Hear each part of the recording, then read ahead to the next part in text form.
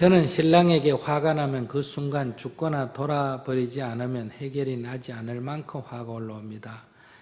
신랑이 귀하게 자라서 바두르기만 했기 때문에 아이들 어릴 때 힘든 일이 있을 때 나 혼자 견디도록 해결하도록 했다는 것에 억울함과 원망감에 죽을 것 같습니다. 그리고 이 분노심만 있는 것이 아니라 신랑에게 사랑받고 싶고 잘 살고 싶은 마음도 있는데 사랑해달라고 하려면 비참함에 또 힘이 듭니다.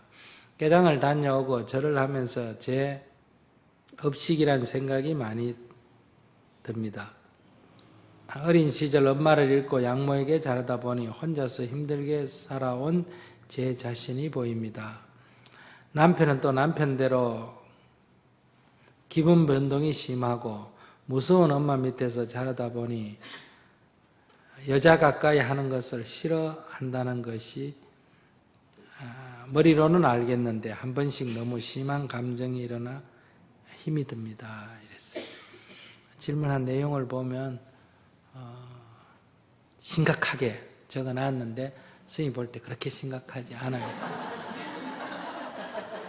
왜 심각하지 않다 하냐면 심각한 줄을 자기가 어느 정도 알고 있다 얘기야.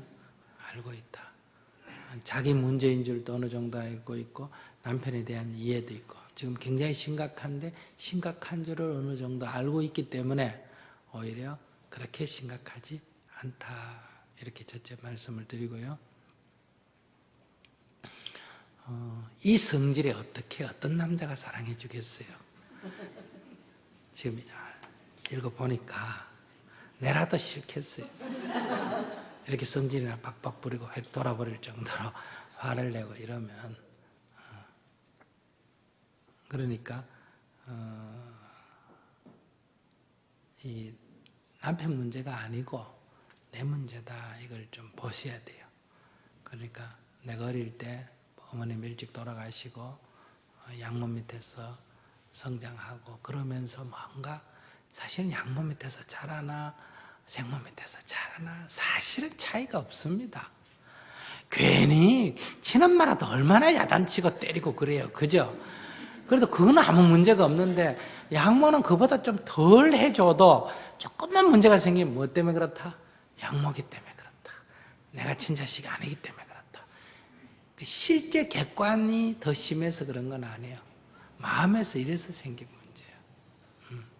그래서 과원에서 아이들이 자라면 과원에서 그 아이들에게 물론 나쁘게 한 사람도 있지만 어떤 집 부모보다도 더 잘 보살펴주는 경우도 있어요.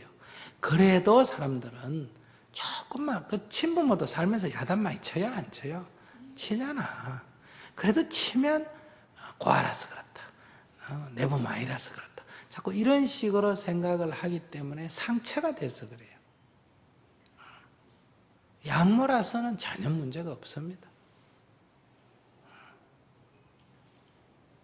그러니까 그 어머니가 다시 말하면 새엄마가 잘못한 것도 물론 있을 수 있겠지만은 그러나 대부분은 자신의 문제다. 그 새엄마도 또 시집 와서 어때요? 사는데 자기도 힘들겠어요? 안 힘들겠어요? 힘들겠죠. 여러분들이 자라가 한번 재혼을 한번 해보세요. 그 힘든 일이에요. 힘든 일이니까 짜증도 내고 신경질도 부리고 그렇게 되는 거고 그것이 아이들에게 갈 수도 있는 거고 그래서 지금 여기서는 새엄마에 대한 이해가 필요해요. 나도 이제 나이 들고 살아봐니까 새엄마도 참 아버지한테 오셔가지고 그 전처 아이들 키우고 산다는 게 보통 일이 아니에요. 조금만 잘못하면 상처 입죠. 그래서 그런 새엄마를 이해하는 게 필요하다. 그 이해를 하는 게 뇌를 치료하는 길이에요. 내 상처를 어떻게 치료하느냐? 그 새엄마를 이해하고 새엄마에 대한 은혜를 생각할 줄 알면 내 아픈 상처가 치유가 된다 이 말이에요. 그 새엄마에 대한 어떤 한이 있고 거기에 대한 상처가 있으면 그건 지금의 내 상처가 계속 덧나고 치유가 안 된다. 그러면 그 새엄마하고의 상처만 있는 게 아니라 그것이 부부지간에도 나타나고 결국은 그것이 또 자녀에게 또 나타나게 된다. 그래서 과거가 나쁘니까 현재가 나쁘고 현재가 나쁘니까 미래가 나쁘다. 지금 수행 정진해서 과거를 좋게 생각해 버리면 어때요? 현재도 좋아지고 미래도 좋아진다. 그래서 수행하는 것은 삼생의 업을 닦는 거다. 삼생의 업을 닦는 거다. 그리고 첫째는 새엄마에 대해서 이해하고, 그 다음에 그 은혜에 감사하고, 내가 그동안에 오해한 거에 대해서 반성하고 뉘우치고 참회하고, 이런 과정이 첫째 필요하다. 그래서 내 치료를 좀 해라. 두 번째, 남편이 대한 이해. 남편이 자기밖에 모르고 뭐 어쩌고 자꾸 이러는데, 내가 자라는 환경이 나를 이렇게 만들듯이, 그 남편도 어릴 때 만약에 편안한 집에서 자랐다면 그런 식으로 사고방식이나 행동이 길들여 있는 거예요. 그에 따라서 그도 행동할 뿐이지, 그건 무슨 남편이 나쁜 인간이라 그런 게 아니다 이 말이에요. 만약에 남편이 아내에게, 여자에게 상냥하고 이렇게 못했다면 그 남편이 그걸 하기 싫어서 안 하는 것도 아니고, 그 남편이 뭐 나쁜 인간이라 그런 것도 아니고, 그 어린 시절을 돌아보면 그렇게 못하는 그런 삶의 구조가 있다, 이런 얘기. 어떤 경우든 그 사람의 자라는 환경의 입장에서 다 살펴보면 그것이 나에게 좋든 나에게 나쁘든 그럴 만한 이유는 다 있습니다. 그리고 그 사람이 몰라서 그런 행동을 계속하는 경우도 있지만 알고 고치려고 하는데도 어때요? 그게 잘 안 고쳐지는 경우도 있다. 그게 잘 안 고쳐지는 줄 아니까 옆에서 문제 제기하면, 예, 제가 고치려는데 안 고쳐집니다, 이런 말하면 귀여운데, 난 뭐 죽어도 이 식대로 살 거야, 또 꼭 말을 이렇게 하잖아, 그죠? 내가 고치려고 하는데 안 된다, 이런 말을 안 한단 말이에요. 그게 뭐가 문제야? 이런 식으로 나오니까 옆에 사람이 더 기분 나쁘단 말이에요. 그 사람은 그런 방어벽이 있다는 거야. 자기를. 근데 그렇게 말해도 속으로는 그러면 고칠 생각이냐? 그건 아니에요.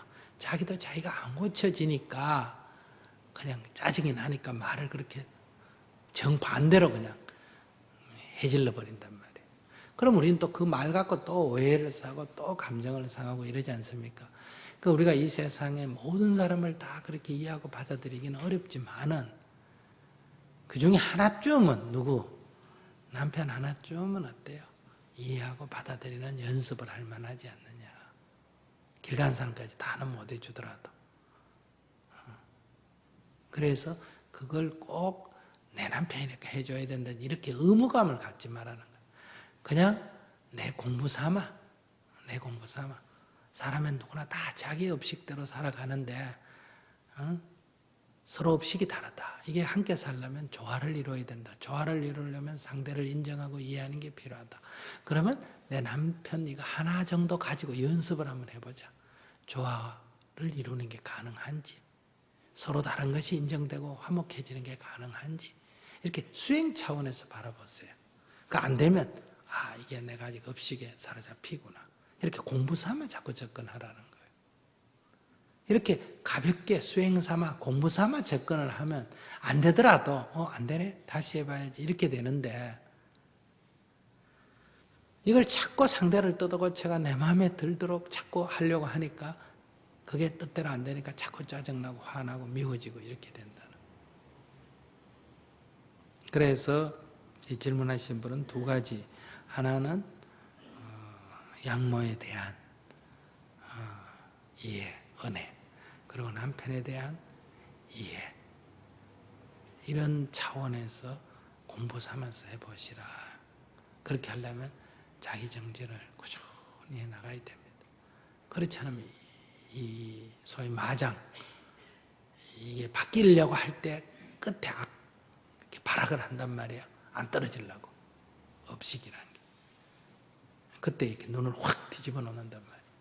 그럴 때 이제 그게 안 속아 넘어가야 되거든요. 그러려면 정진하는 힘이 있어야 돼요.